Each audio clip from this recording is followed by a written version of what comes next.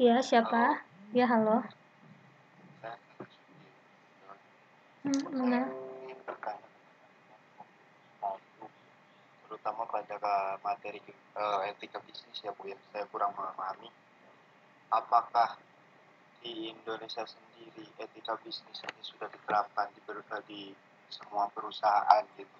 Tolong berikan contohnya gitu, karena saya pernah mengalami etika bisnis di dalam perusahaan yang besar gitu emang terpampang jelas peraturan dan etika bisnis di dalam mading-mading, tapi pada pelaksanaannya tetap aja pada di dalamnya itu tetap ada perilaku-perilaku yang melanggar etika bisnis gitu. Maupun itu dari divisi HRD apa manajer produksi apapun dari karyawan produksinya.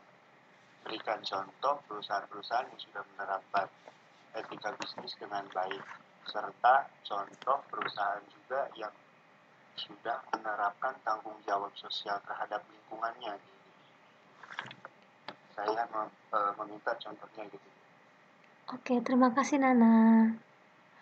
Sebelum sebelum saya memberikan kesempatan yang lain untuk menjawab pertanyaan dari Nana, ada yang sudah melihat LMS bukan diskusi, sesi 3. Ada yang sudah melihat LMS di bagian sesi 3. Ada yang beda tidak dari minggu lalu? Selain tidak ada diskusinya, belum ada diskusinya. Ada yang beda tidak? Itu saya ada kasih satu etika bisnis, contoh etika bisnis perusahaan yang sudah menerapkan kode etik. Dan itu mereka memang saya lihat ya, tadi itu sudah sesuai dengan teori yang sedang kita bahas ini. Seperti itu. Sudah ada yang melihat? Itu contoh perusahaan apa yang saya kasih? Nanti kita bahas. Oke. Semuanya pada mau mencari LMS. Ada, karena itu nanti mau saya bahas juga contoh contoh perusahaan yang sudah menerapkan kode etik secara teorinya bagaimana dipraktekkan sama tanggung jawab sosialnya. Tapi yang tanggung jawab sosialnya saya tidak upload karena saya membuat contoh AMDAL ya. Jadi agak susah kalau dibuat karena melanggar hak cipta takutnya atau bagaimana. Oke, saya mempersilakan untuk kelompok 1 menjawab pertanyaan dari Nana.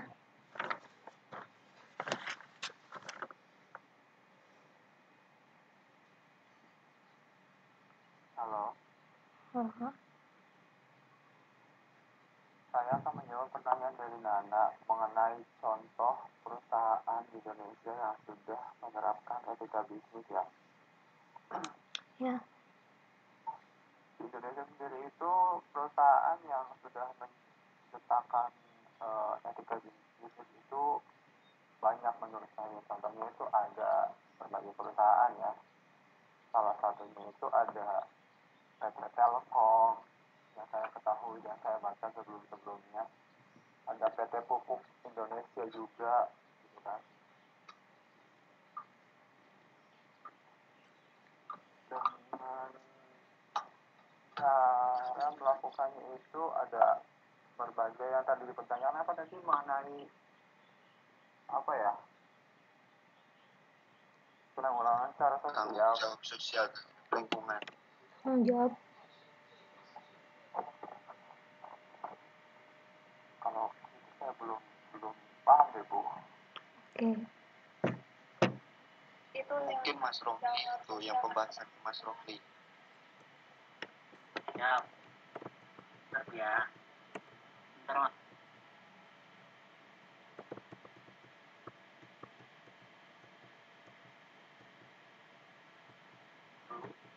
Halo.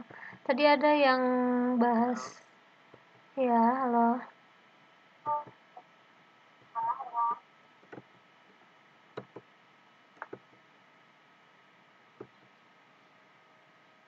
Tadi yang ditanyakan adalah ya, tanggung jawab perusahaan terhadap lingkungan sosial. Ya, saya mau menjawab Bu. Ya, yang ini. Tadi ini materinya siapa? Dari saya Putriani. Sriani, silakan.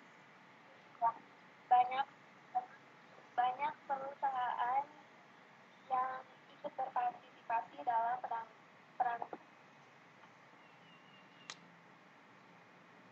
dalam tanggung jawab sosial, yaitu berupa bantuan bencana alam seperti korban banjir yang membutuhkan makanan dan pakaian, korban bencana gempa yang membutuhkan tempat tinggal baru, dan dalam bidang keagamaan banyak perusahaan yang berpartisipasi terutama ketika masjid dan pesantren rusak. Ada juga dalam kegiatan Green and Clean yang digerakkan oleh perusahaan ternama yaitu Unilever, yang mana kegiatan ini memberikan dampak yang baik untuk alam dan lingkungan sekitar tempat tinggal, mulai dengan program daur ulang sampah plastik, hijau, memberdayakan petani kedelai hitam, dan masih banyak lagi dari kegiatan yang dilakukan. Lingkungan mengelola limbah yang dihasilkan oleh perusahaan adalah hal penting. Yang sering dilakukan adalah B3 secara baik atau hal lain yang dilakukan untuk lingkungan adalah dengan program tanam 1000 pohon, membangun taman, kolam renang, dan lain sebagainya. Udah, Bu. Ya. Jelas ya. Oke. Ada lagi? Boleh menambahkan, jangan dikurangi. Silakan.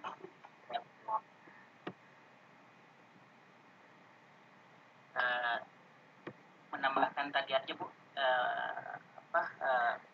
tanggung jawab sebuah perusahaan terhadap lingkungan antara lain, saya sering melihat PT Sido muncul kalau nggak salah itu Bu, dalam acara-acara itu sering terus memberikan sumbangan-sumbangan, santunan-santunan, itu juga termasuk salah satu tanggung jawab sebuah perusahaan terhadap masyarakat.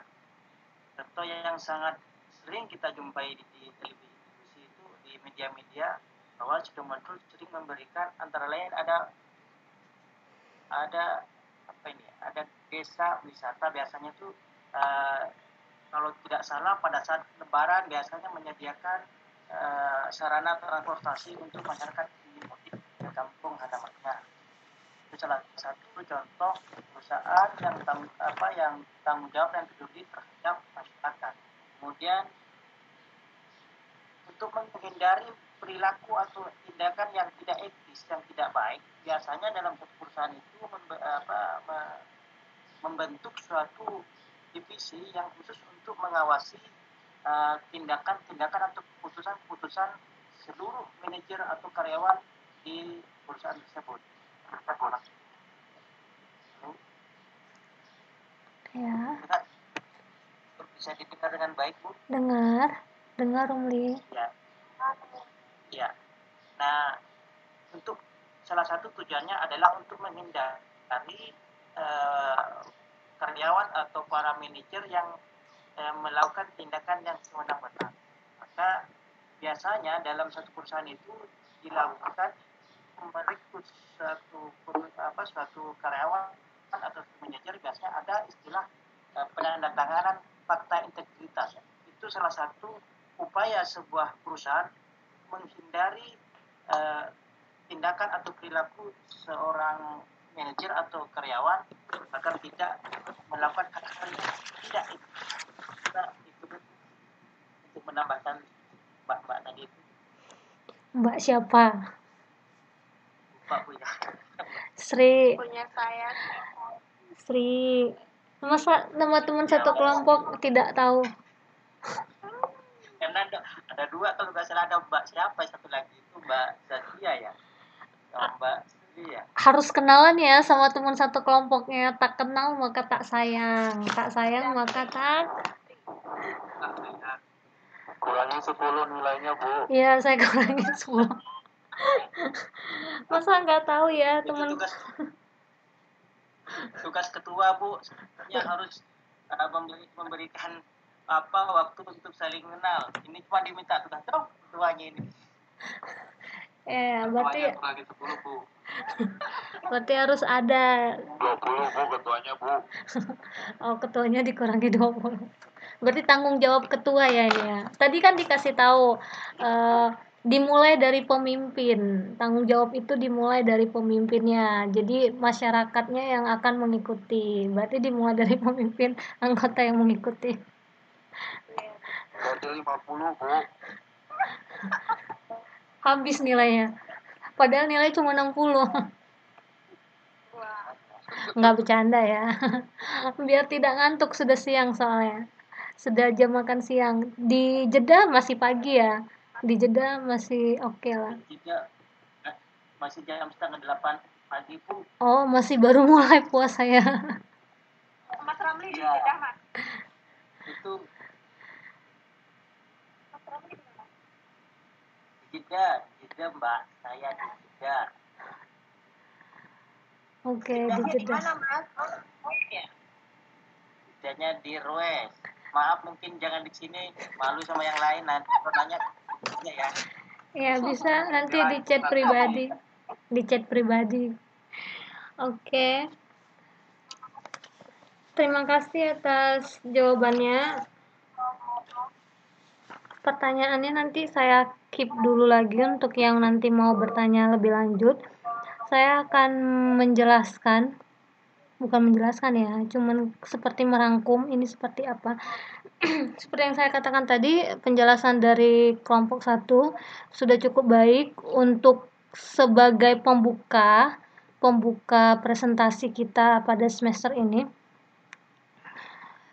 Nah, kita di sini membahas mengenai etika bisnis. Seperti yang sudah dijelaskan tadi itu, etika bisnis merupakan prinsip dan standar yang menentukan perilaku dalam organisasi berbisnis, yaitu mereka membuat analisis dan konsepnya seperti apa.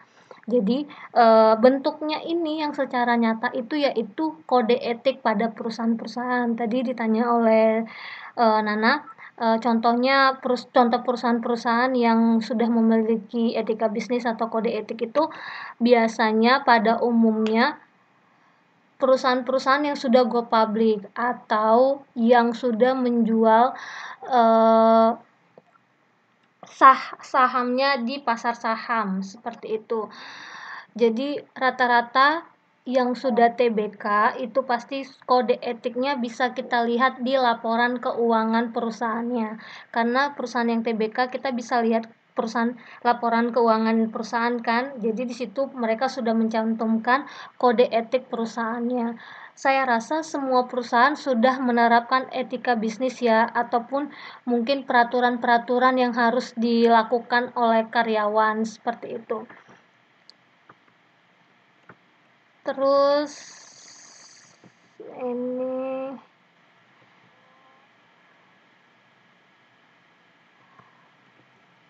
ini yang beberapa hal yang perlu diperhatikan dalam melaksanakan peran etika bisnis. Di sini ada yang pertama, tanggung jawab dan kemenangan sesuai hierarki yang ada. Jadi nggak bisa ya kita mau buat kode etik atau etika bisnis itu kan tadi analisis dan konsep yang dibuat oleh perusahaan itu tidak bisa sembarangan. Jadi kita harus juga memperhatikan tanggung jawab dan kewenangan yang sesuai dengan peraturan-peraturan yang ada seperti itu. Jangan ya udah karyawan nggak boleh misalnya pakai baju. Misalnya gini, perusahaan membuat peraturan, karyawan harus pakai baju panjang tangan sama celana toroknya juga panjang gitu, semuanya panjang dari atas sampai bawah. Nah, itu juga kita harus tahu ya, itu kenapa perusahaan membuat seperti itu. Jangan membuat peraturan yang semena-mena kayak gitu. Terus yang kedua, mengelola ketidakpastian dan berani menanggung resiko. Jadi kan ketika kita memang sudah membuat perusahaan pasti ada ketidakpastian. Misalnya tahun ini mungkin kita rugi, tahun depan mungkin ya kita ada untung tapi cuma naik berapa persen gitu. Jadi ketika memang tahun ini kita rugi dan sebenarnya kita juga butuh karyawan, misalnya butuh penambahan karyawan 5 orang, tapi tahun ini kita rugi, tapi kita mau mendapatkan keuntungan. Kita buat strategi nih, mendapatkan keuntungan. Oke, ternyata kita membutuhkan karyawan 5 orang lagi. Dengan apa? Untuk kita mendapatkan keuntungan di tahun depan. Jadi kayak ada risikonya nih, gimana kalau misalnya strategi baru yang kita buat di tahun ini malah tidak mendapatkan keuntungan di tahun depan, tapi kita itu si peraturan-peraturan atau kode etik yang kita buat ini dengan menambahkan karyawan 5 orang ini itu adalah kita berani menanggung resiko apapun yang terjadi di tahun depannya, seperti itu. Terus yang ketiga, rantai hubungan sebab akibat yang kompleks. Ini seperti namanya kompleks ya. Jadi kenapa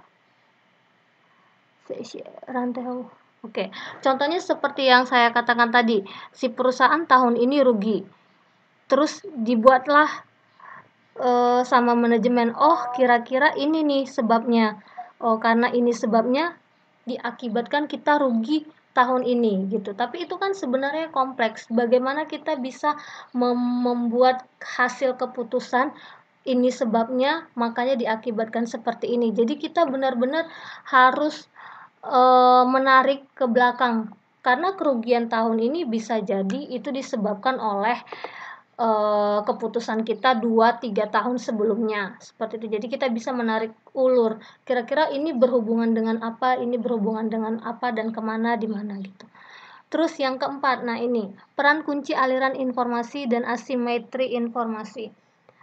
Asimetri informasi ini, ada yang tahu asimetri informasi ini seperti apa?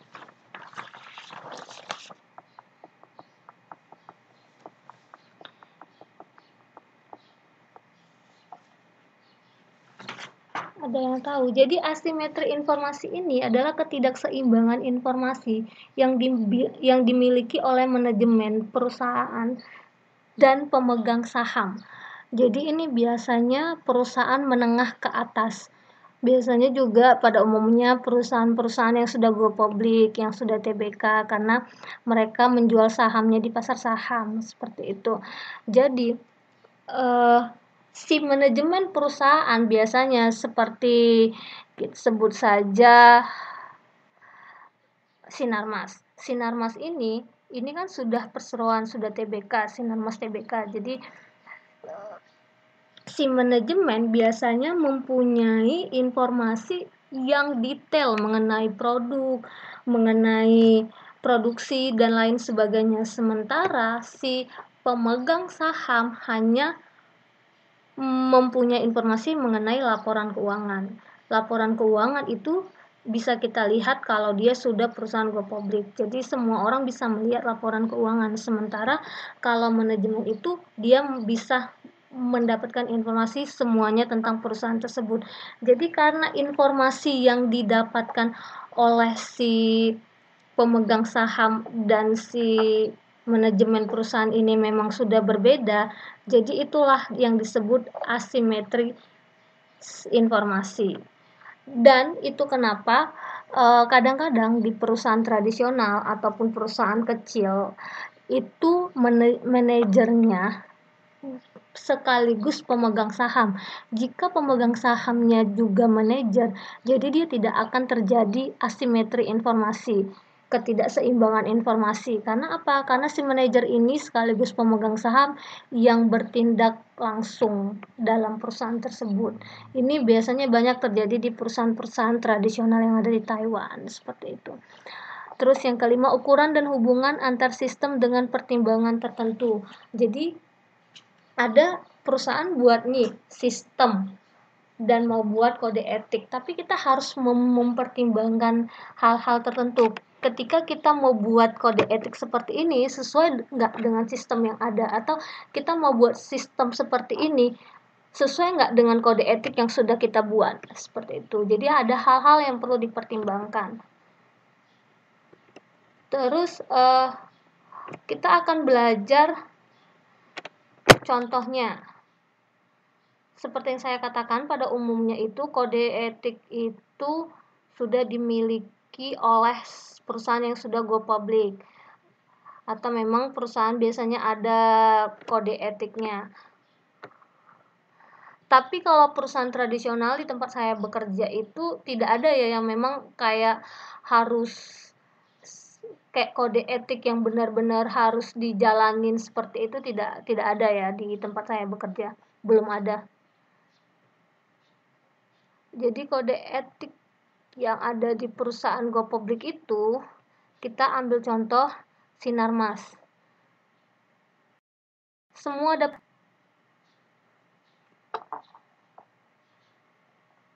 dapat melihat share screen yang sudah saya share. Ya, Sinarmas. Jadi Sinarmas ini Sinarmas banyak ya. Nanti kita ambil contoh tanggung jawab sosial Sinarmas juga. Karena Sinarmas ini banyak sekali anak perusahaannya. Mereka ada banknya, ada pabriknya, ada banyak ya Sinarmas. Jadi karena si Sinarmas ini perseroan dan sudah go public, jadi kita bisa melihat si informasi kode etik perusahaan Sinarmas ini. Mereka biasanya membuat kode etik ini di websitenya ataupun di kode etik ini nih ya, sebentar. Oke, jadi si kode etik ini kita bisa lihat di laporan keuangannya. Biasanya kalau kita pemegang saham, mereka biasanya melampirkan si kode etik ini, ataupun kita bisa melihat secara langsung di website resminya perusahaan. Mereka biasanya membuat kode etik seperti ini. Jadi apa sih isinya kode etik perusahaannya? Ini ada umumnya mengenai data-data atau informasi umum mengenai si perusahaan Sinarmas Multifinance ya, yang perseroannya. Oke, menyatakan bahwa semua keputusan dan tindakan yang diambil telah mengikuti standar-standar integritas pribadi. Tadi ada juga yang ngomongin tentang integritas dan profesional yang luhur dalam semua segi tindakan dan sesuai ketentuan dengan perundang-undangan yang berlaku, kode etik dan pedoman tingkah laku kebijakan. Jadi ini sudah si kode etik yang dibuat ini sudah memang dinyatakan tidak akan ada kerugian yang dialami oleh pihak-pihak tertentu. Tidak ada kerugian yang dialami oleh pihak tertentu atau tidak menyakiti atau tidak merugikan politik ataupun hukum ataupun negara. Ini sudah disetujui oleh semua pihak kode etiknya. Jadi dijelaskan dulu secara umum. Terus yang kedua, dia menyatakan tentang pedoman tingkah laku. Nah, ini tingkah laku apa? Tingkah laku baik nanti perseroan mengharapkan semua jajaran perseroan untuk bertindak sesuai dengan standar integritas, ataupun perseroan terhadap perseroan termasuk Dewan Komisaris, Komite Audit, Direktur, Karyawan, dan semuanya. Ini dilihat ya, ini kode etiknya ini untuk siapa saja. Ini semua sudah dibuat. Semua tidak ditujukan kepada karyawan, tapi untuk semua. Baik itu pemegang sahamnya juga. Oke. Terus ini ada tanggung jawabnya juga, tanggung jawab terhadap kepada perseroan, tanggung jawab individu termasuk karyawan, tanggung jawab di tempat kerja. Nah, bagaimana kita bersikap di tempat kerja ada di kode etik yang dibuat. Terus representasi perseroan. Nah, ini representasi perseroan karena dia memang ini tadi multi finance, jadi yang memang jasa. Jadi dibuat di sini bagaimana si perseroan ini memperlakukan nasabah, pemasok atau kompetitor secara adil dibuat. Jadi mereka nanti ada syarat-syarat dan layanan yang wajar seperti publikasi dan media. Terus juga mereka ada hadiah, dilarang menerima hadiah atau pemberian berupa apapun yang bernilai seperti itu. Jadi ini tadi ada contohnya yang dikasih teman-teman, di mana tadi yang dilarang memberikan hadiah, materi siapa tadi ya? Nah, ini contoh keputusan bisnis yang tidak etis. Jadi ini di slide-nya 14 tadi punyanya Rumli, dilarang memberikan kemenangan tender dalam pemberian hadiah, pembelian barang. Jadi memang di Sinarmas yang multi finance memang dijelaskan tidak boleh memberikan hadiah seperti itu di sini. Nah, seperti apa pemberian yang tidak berbentuk uang, pemberian biasa yang tidak berupa uang, pokoknya hadiah dari saudara atau teman-teman, sajian makanan, bahkan makanan dan hiburan. Kalau misalnya kita pernah nonton tentang film atau drama-drama medis, biasanya kan kita senang tuh kalau misalnya si pasien itu sudah sembuh. Biasanya pasien itu mau memberikan makanan gitu kepada si dokter, tapi dokternya menolak karena itu sudah melanggar kode etik dokter di rumah sakit itu, karena memang dilarang menerima hadiah bahkan berupa makanan dan minuman atau hiburan yang mungkin menurut kita wajar, misalnya paket ya, oh ini dok saya ada paket internet atau tiket konser misalnya seperti itu, tapi memang kadang kita ditolak gitu ya sama dokter atau sama perusahaan atau sama klien kita agak tersinggung gitu, padahal voucher itu pun kita dapatkan secara gratis gitu, tapi kita mau bagi gitu karena kita sudah senang dibantu gitu, tapi itu sudah jadi kode etik gitu di perusahaan ataupun di rumah sakit itu. Jadi si dokter ataupun si karyawannya menolak secara halus, bukan berarti akan menyakiti perusahaan kita ya, tidak bermaksud menyinggung pihak manapun, tetapi memang sudah menjadi kode etik di perusahaan atau rumah sakit tersebut. Terus juga tentang kerahasiaan perusahaan dijelaskan juga di kode etik ini. Seluruh karyawan wajib melindungi informasi. Nah, ini biasanya juga ada ya. Biasanya di tempat saya juga walaupun tidak resmi seperti ini, memang dibilang gitu ya sama manajernya yang juga sebagai pemilik perusahaan mengatakan, "Oke, segala kerahasiaan perusahaan kamu keep ya, kamu jaga," gitu. Tidak secara tertulis seperti ini ya, hanya memang diucapkan saja. Nah, di sini secara tertulis dibuat seluruh karyawan, terus informasi nasabah juga dan perlindungan data nasabahnya bagaimana.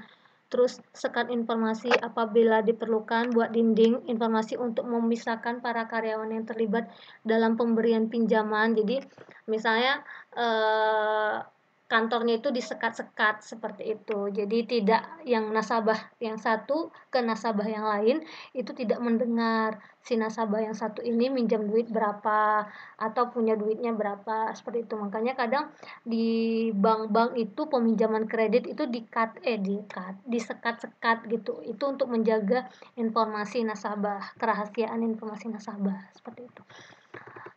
Terus kegiatan investasi juga dibuat di kode etik di sini. Investasi baik itu perdagangan pihak dalam memperdagangkan surat berharga perseroan ketika memiliki informasi dari, nah surat berharga ini bisa jadi obligasi, saham seperti itu. Terus investasi pribadi, para karyawan perseroan boleh berinvestasi dalam surat berharga perseroan untuk rekening pribadi mereka. Nah, ternyata si perusahaan menerapkan juga, oh ternyata boleh investasi pribadi seperti itu. Terus yang ketiga, benturan kepentingan. Semua karyawan wajib mencegah terjadi benturan kepentingan yang nyata atau yang dapat dipandang sebagai suatu benturan kepentingan di bidang investasi ataupun kegiatan usaha di luar. Jadi nggak boleh ya kita campur adukkan kepentingan di kerjaan sama kepentingan di luar. Tidak boleh terjadinya benturan. Oke. Terus kepatuhan terhadap peraturan juga ada di dalam. Terus pemberlakuan dan komitmen penerapan kode etik bagi dewan komisaris. Jadi bukan cuma karyawan, individu atau nasabah, tetapi juga dewan komisaris, direksi juga ada gitu kode etiknya untuk mereka. Jadi mulai dari pemimpin sampai yang terkecil itu semua ada kode etiknya. Karena seperti kalau misal cuman karyawan aja yang ada kode etiknya kan nggak etis gitu. Tadi ada yang bilang tidak etis, tidak wajar, tidak benar seperti itu. Jadi karena si perusahaan akan berhasil itu bukan hanya karyawannya saja yang mempengaruhi, bukan hanya pemimpinnya saja yang mempengaruhi, tetapi semua harus bekerja sama dengan baik sehingga tujuan dari perusahaan ini dapat tercapai. Seperti itu. Terus penyebarluasan kode etik. Jadi si kode etik ini bisa disebarluaskan kepada masyarakat melalui laporan tahunan perseroan yang dapat diunduh dari website perseroan. Dalam internal perseroan, penyebarluasan kode etik kepada masyarakat disampaikan melalui jaringan karyawan yang diatur oleh Departemen Sumber Daya Manusia Perseroan. Jadi kode etik ini memang disebarluaskan oleh si Sinarmas ini karena memang untuk mengetahui ya apakah si Sinarmas ini ada merugikan masyarakat atau tidak atau pihak-pihak tertentu. Jadi mereka membuat seperti ini. Terus yang selanjutnya tanggung jawab. Nah, tadi udah dijelas juga oleh Sri sama Romli ya contoh-contoh tanggung jawab sosial. Tanggung jawab sosial. Nah, contoh yang saya ambil juga contoh tanggung jawab sosial itu Sinarmas lagi ya. Sinarmas lagi karena Sinarmas banyak perusahaannya. Nah, Sinarmas yang memang manufakturnya pabrik kertas. Jadi sebelum misalnya kita bicara tentang pabrik ya, sebelum kita mau buat misalnya pabrik kertas, kita harus ada analisis dampak lingkungan dulu. Nah, salah satu contoh tanggung jawab sosial terhadap lingkungan yaitu analisis dampak lingkungan. Kalau kita mau buat perusahaan manufaktur yang ada limbahnya. Jadi kita analisis dampak lingkungan ini bukan seperti ya, ini ada dokumen-dokumen yang memang harus dipenuhi atau yang harus dilengkapi seperti itu. Misalnya tahap rencana umumnya, studi kelayakannya seperti apa, desain rinci tentang kita nanti mau buat perusahaan pabrik kertas ini bagaimana, terus konstruksinya bagaimana dan operasinya seperti apa. Seperti itu. Lokasi rencana usahanya kita juga harus buat dan apakah tidak sesuai dengan rencana tata ruang, dokumen analisis dampak lingkungan tidak dapat dinilai dan wajib dikembalikan kepada Pramakarsa. Jadi kalau misalnya nih kita udah buat nih analisis dampak lingkungannya, limbahnya nanti mau kita buat kemana, jangan kita buat limbahnya ke masyarakat ya. Saya udah kita buat nih rencana-rencana limbahnya akan kita taruh di mana. Kalau misalnya si yang menilai ini dikira kurang analisis dampak lingkungan ini, ternyata ini agak membahayakan masyarakat, itu boleh dikembalikan ke perusahaan yang tadi mengajukan permintaan tadi ya, permohonan itu bisa seperti itu. Terus banyak kok contoh-contohnya juga, misalnya sering kita lihat ya perusahaan juga, saya tidak tahu ya apakah di kota-kota lain, tetapi kalau di Kalimantan biasanya si perusahaan-perusahaan itu, sebentar ya agak ribut, ada yang main petasan. Si perusahaan-perusahaan itu biasanya mereka menerima proposal pembangunan jalan. Misalnya ada nih kelurahan di salah satu di Kalimantan Tengah buat proposal ke perusahaan untuk pembangunan jalan. Nah, nanti si perusahaannya akan meninjau si proposal ini apakah memang si jalan yang tadinya si jalan ini memang butuh secepatnya untuk ditangani atau tidak. Karena kan kadang juga kalau perusahaannya melihat itu sudah urusan pemerintah, kadang tidak dibuat ya, tapi kadang kalau misalnya si perusahaannya memang dia peduli lingkungan atau memang dia lihat memang sudah parah sekali gitu, nggak apa-apa bantu seadanya gitu dari pemerintah dan dari perusahaan, biasanya ada tuh tugunya dibuat jalan ini diperbaiki oleh si PT ini. Nah, di Kalimantan tuh ada tuh beberapa jalan yang seperti itu. Terus juga tadi udah dibilang sama si Sri menanam pohon 1000 pohon seperti itu. Terus sumbangan-sumbangan untuk pembangunan gereja, masjid, atau juga untuk pembangunan ekonomi. Untuk ekonomi itu biasanya juga ada perusahaan-perusahaan membuat prakarya misalnya budidaya jamur atau keterampilan bagi ibu-ibu yang misalnya berpendidikan dia di bawah SMA. Biasanya mereka buat prakarya si perusahaan ini. Misalnya buat anyam-anyaman, tas dari anyam atau sulam menyulam seperti itu. Kalau bagi laki-laki biasanya mereka buat budidaya jamur seperti yang saya katakan tadi. Nah, tanggung jawab ini seperti yang tadi sudah dijelaskan itu dimulai dari pemimpin yang tertingginya dulu. Karena seperti istilah yang ada di masyarakat ya, tidak jauh jatuh buah dari pohonnya. Jadi ketika misalnya si orang tua berbuat demikian, si anak akan mengikuti seperti itu. Jadi dimulai dari pemimpin yang paling tinggi dulu, kita ikuti, baru dari karyawan-karyawannya. Oke, sampai di sini ada yang mau ditanyakan? Ya, Bu. Oke, apa?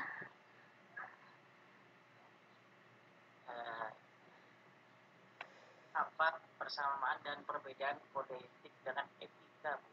Saya masih bingung untuk membedakan. Oke. Ini siapa yang nanya? Muhammad Rumli, Bu. Rumli. Maaf, Oh, Bu, ini kamu sendiri yang bertanya.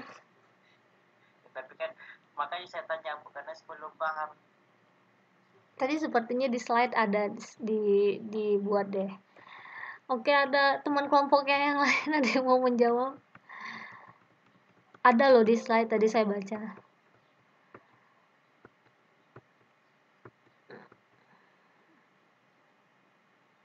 Ada. Apa bedanya kode etik sama etika etik? Perbedaan dan persamaannya, Bu. Iya, perbedaan dan persamaannya. Ya. Ada yang mau menjawab? Tidak dari kelompok satu juga tidak apa-apa.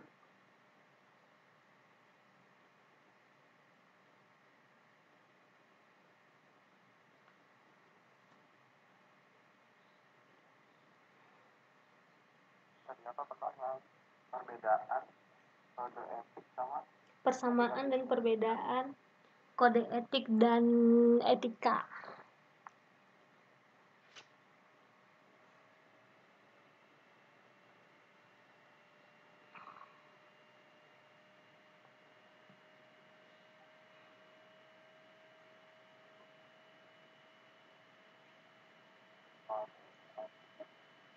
Ini dibuat nih di slide 15. Cara populer untuk promosi perilaku etis dengan membuat atau menyusun kode etik dalam bekerja.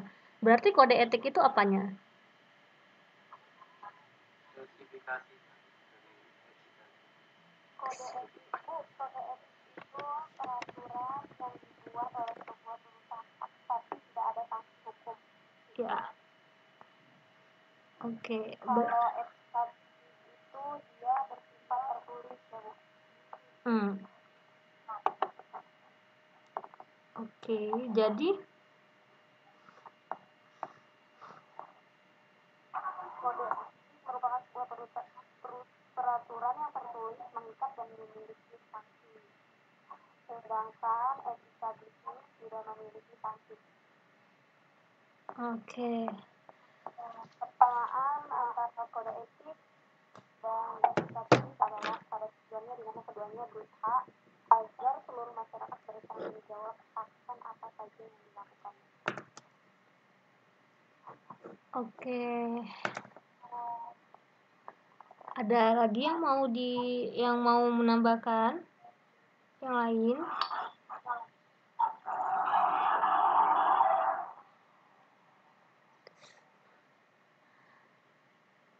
Oke, simpelnya gini, etika itu adalah sesuatu hal yang kita yakini itu benar. Itu adalah etika. Jadi kalau misalnya kita nih makan misalnya gitu ya, kita terus ada teman kita misalnya dia maaf misalnya kentut lagi makan gitu, lagi makan dengan para petinggi-petinggi, misalnya ada Pak Presiden di situ. Ih, kamu nggak etis gitu. Dinyatakan melanggar etika gitu, dan etika ini yang diyakini benar gitu. Nah, Sedangkan si kode etik ini adalah pernyataan tertulis atau bentuk aplikasi yang kita yakini benar dari etika. Nah, kita yakin oh ini seperti ini etikanya gini yang benar seperti apa, kita analisis, kita buat konsepnya secara tertulis, itulah yang dinamakan kode etik. Jadi ini adalah salah satu promosi untuk kita mempromosikan perilaku bagaimana bersikap sesuai dengan etika. Itulah kode etik. Sedangkan kalau etika itu ya tidak ada tertulis, kita hanya meyakini benar atau tidak seperti itu ya. Dan direalisasikanlah dengan kode etik seperti itu. Kadang makanya ada orang yang memang kita bilang kan nggak apa-apa, namanya kentut kan itu wajar gitu, manusiawi, kita kan nggak bisa kendalikan kapan kita kentut kapan kita enggak gitu kan. Jadi ada yang bilang itu tidak apa, ada yang bilang itu tidak benar seperti itu. Nah, dibuatlah secara tertulisnya itu yang bagaimana yang benar dan disetujui oleh beberapa pihak dengan tidak menyinggung salah satu pihak. Oke. Jadi jadi udah tahu ya, kode etik itu adalah aplikasi dari etika yang secara tertulis. Ya Bu, karena juga saya masih bingung, walaupun ini materi saya juga masih bingung untuk membedakan detailnya itu. Ya. Seperti ini misalnya gini ya, ini kan kode etik. Saya buat lagi ya share-nya ya, yang lebih kalau logikanya yang lebih gampang ini, bentar. Saya buat. Oke, ini kan tadi kita ada bahas kode etik perusahaan Sinarmas. Lah, inilah dia etika yang menurut si Sinarmas ini benar. Jadi mereka buat secara tertulis. Nah, ini contohnya gitu. Contoh etika yang mereka anggap ini benar gitu. Tetapi ada perusahaan mungkin yang mungkin ada beberapa poin dari si kode etik Sinarmas ini yang mungkin kita misalnya contohnya apa ya, selain Sinarmas itu ada apa lagi nama perusahaan saya lupa. Bank Mandiri misalnya, ini kan jasa ya juga ya, ini jasa kan, Sinarmas Multifinance. Misalnya kita buat Mandiri Multifinance, yang mandirinya kita buat Kriya Mandiri. Mungkin ada poin-poin yang ada di Sinarmas Multifinance ini yang tidak disetujui oleh si Kriya Mandiri, sehingga si Kriya Mandiri ini ada membuat kode etik yang mungkin kok kita lihat di Sinarmas Finance ini boleh kok, misalnya gini, di Sinarmas Finance misalnya ya, boleh tidak menggunakan sepatu di saat bekerja, boleh pakai sendal misalnya seperti itu. Tetapi di Kriya Mandiri, di Bank Mandiri itu harus menggunakan pakaian formal gitu, sedangkan di Sinarmas ini tidak boleh. Karyawan akan mendapatkan tidak ada sanksi ya, tidak ada sanksi rugi. Karyawan tidak diwajibkan memakai pakaian formal, sementara di Kriya Mandiri karyawan wajib memakai pakaian formal seperti itu. Mungkin itu salah satu contoh yang bisa saya berikan. Gimana? Karena ini kode etik perusahaan Sinarmas, mungkin di perusahaan lain tidak seperti ini ya, ada beberapa poin yang memang berbeda. Jadi jangan kok beda Bu gitu. Oke, ada lagi 10 menit lagi. Jika tidak ada, saya pertama bertanya Bu. Iya boleh. Siapa ini? Tri. Saya Tri Wahyu Purbaningrum. Iya Tri. Saya mau bertanya berdasarkan modul 3.16 Bu. Itu saya masih asing dengan bahasa-bahasa yang diuraikan berdasarkan di modul Bu, seperti 2 karakteristik individual sebagai faktor pemoderasi, Kemudian istilah locus of control dan internal locus of control. Mohon penjelasannya. Terima kasih. Sebentar. Yang lotus yang mana ya? Oh, locus. Paragraf kedua paling akhir, Bu. Iya. 3.11.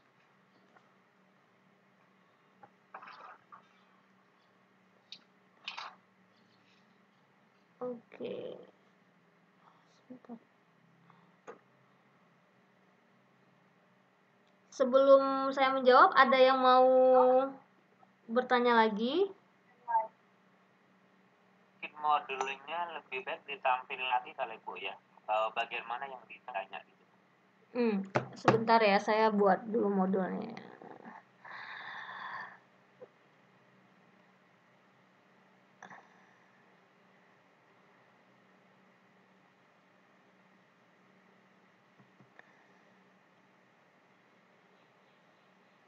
Sebentar ya, saya buat modulnya dulu biar semua lihat. 10 menit lagi. Hati-hati, nanti bisa saya kasih PR lagi. Faktor P moderasi. Ini memang bahasa yang baku. Sebentar. Lama.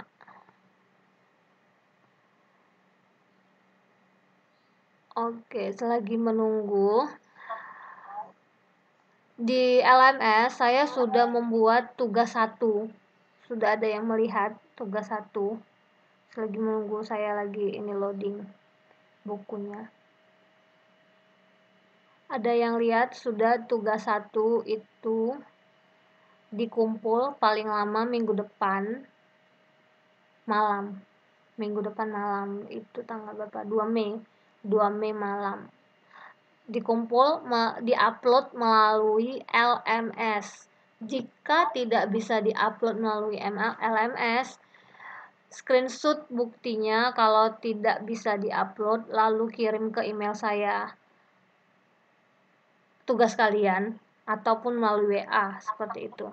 Karena semester ini pihak UT sendiri mewajibkan untuk mengupload di LMS. Tapi kadang namanya jaring kita bisa error, nggak bisa kita kendalikan. Jadi mohon dibuktikan, bisa dikirim screenshotnya melalui WA. Oke. Ini berarti masing-masing tugas individu. Dalam bentuk Microsoft Word ya, Bu? Dalam bentuk Microsoft Word ataupun PDF, terserah.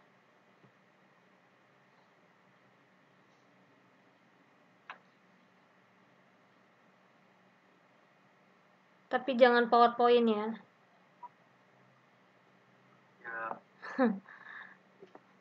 Nanti. Ini ya, Bu ya, tugas 1. Ya, tugas 1 ya. Ada di LMS ya. Tugas 1 ketiga. Bu, maaf Bu, tanya Bu. Boleh. Yang tugas ini Bu, Iya. kalau yang saya pegang ini 321 itu maksudnya sudah bikin pertanyaan apa Bu ya? Itu ada pertanyaannya, itu kan latihan. Ada jawab soal latihan. Di modul, Pak. Di modul. Di modul, Mas Romli, di modul. Masalahnya di modul yang saya pegang ini apakah beda atau gimana ya? Karena kita nggak punya modul Bu, di sini berdasarkan online semua. Kita kan jauh di sini nggak punya modul fisik gitu Bu. Khawatirnya ini modul yang masih belum terupdate atau apa yang karena yang di halaman jauh saya itu tuh nggak ada pertanyaan modul yang saya pegang gitu. Kalau yang 322 berarti pokoknya jawab pertanyaan latihan dari modul 1 sampai modul 3. Ya. Oke. Ya, itu sudah ada pertanyaan yang adanya 322 di modul 322 ada pertanyaan, kalau di yang satu yang apa beda ya yang ini modulnya. 322. Oh, 322 itu kan ada petunjuk jawaban latihan ya, udah kan ada tuh petunjuk jawaban latihannya kan, 3.22 kan. Berarti pertanyaannya ada di titik 321. Karena saya ada bukunya sudah. Saya lihat dari buku. Ini berarti beda dari yang saya kirim kemarin. Beda dengan yang saya Iya. Pokoknya yang lihat yang ada latihannya. Nanti saya lihat lagi ya. Yang PDF yang saya kirim kemarin sama yang di buku, karena yang ini saya lihatnya dari buku saya. Nanti saya lihat lagi ya. Yang lain, mungkin teman-teman yang lain apakah sama dengan yang punya saya? Ini 3.1 punya saya kan nggak ada pertanyaan. Apa yang lain ada pertanyaan yang 3.1? Ada mas. 321 ya. Coba saya lihat ya 321 di ini yang saya kirimkan. 321. Ini latihan ini kan ya. Latihan esai kan ya Bu ya? Iya. 3.22 berarti. Nah, yang di sini 3.22. Nah, iya. Iya. Ya, yang PDF-nya kan. Beda-beda satu halaman. Berarti lihat karena karena yang ini di buku beda sama yang di PDF halamannya. Beda satu halaman, nggak apa-apa. Pokoknya lihat yang latihannya. Kan dia pasti nggak jauh halamannya.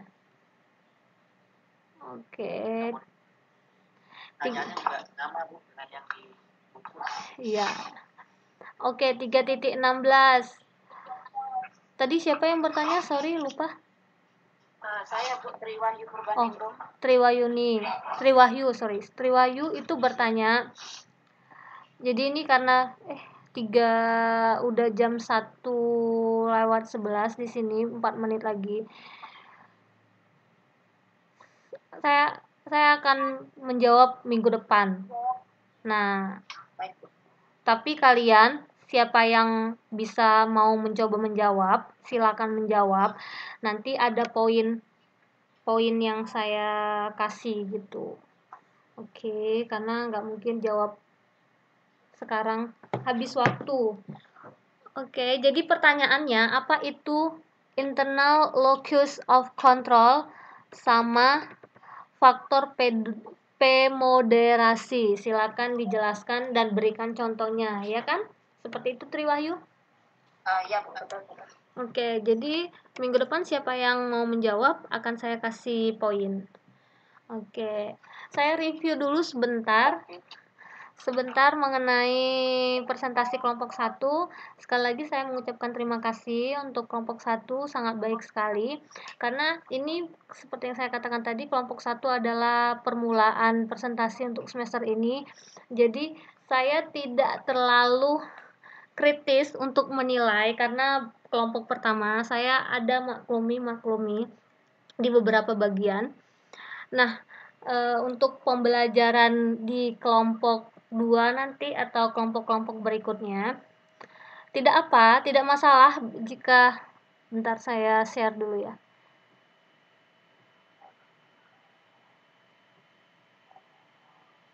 Bentar saya share screen-nya dulu.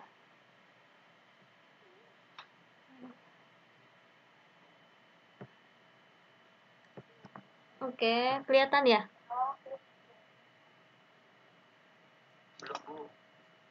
Kelihatan? Ya. Oke, tidak masalah. Oke, tidak masalah jika ini kan ada 5 orang ya. Tidak masalah misalnya beda-beda seperti ini bentuk dari slide-nya. Dan juga tidak masalah jika memang Bu kami mau buat satu tema aja gitu, 5 orang tapi digabungin jadi satu temanya, nggak kayak gini. Misalnya bisa terserah. Yang penting bisa dibaca, yang penting bisa dimengerti, dan itu yang pertama. Yang kedua adalah masalah pembagian itu saya serahkan sepenuhnya sama kalian. Yang mau saya kasih tips adalah ketika kita tahu nih kita mau modul 3, kita lihat dulu nih yang mana. Nanti kan teman kita bertanya kalian mau bagian apa atau dipilihin teman kalian gitu kan. Yang dipilihin teman ataupun kita pilih kan itu kan topiknya pasti nggak banyak ya, pasti beberapa topik. Nah, kita buat topik, kita pilih yang mana yang mungkin menurut kita gampang dibahas. yang enak dibahas kita, poin-poin yang penting aja gitu. Jadi sehingga ketika kita mempresentasikan, kita pun tidak kesulitan seperti itu. Kita baca berulang-ulang, nggak apa-apa, nggak terlalu banyak. Tadinya ada beberapa juga yang tidak terlalu banyak kasih teori materi gitu begitu. Tidak apa-apa, yang penting bagaimana cara kita menguasainya dan menjelaskannya seperti itu. Kenapa saya selalu membuat presentasi kelompok ya, ini untuk belajar kepada kita semua untuk komunikasi, public speaking di depan, walaupun misalnya kita tidak kelihatan orangnya, tetapi kan komunikasinya bagaimana, cara menyampaikannya bagaimana, itu juga poin-poin penting kita belajar. Terus waktunya juga ya 10 menit lah satu orang, seperti itu. 1 jam semuanya, setengah jam presentasinya, setengah jam itu diskusi tanya jawabnya. Oke, mungkin itu aja dari saya, dan saya suka ini kelompok 1, bagus sekali, sudah sangat bagus.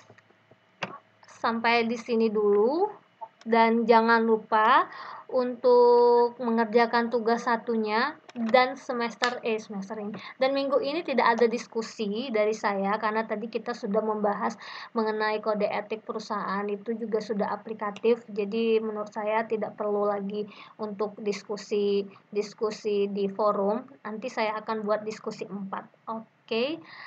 Sekian dari saya. Wassalamualaikum warahmatullahi wabarakatuh. Selamat beraktivitas. Waalaikumsalam.